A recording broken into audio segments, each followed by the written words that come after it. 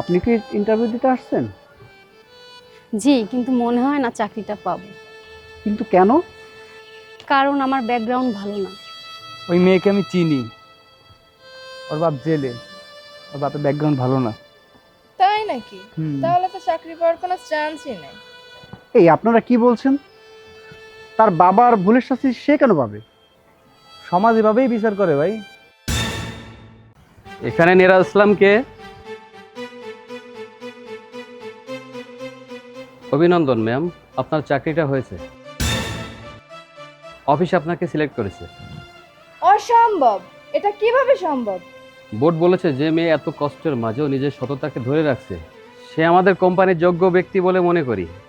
আমার বাবার ব্যাকগ্রাউন্ডের কারণে আজ পর্যন্ত কোথাও আমি চাকরি পাইনি, কিন্তু আজ আমি নিজের যোগ্যতায় আমার চাকরিটা পেলাম। মনে রাখবেন, জন্ম নয়, কর্মই সবার আসল পরিচয়।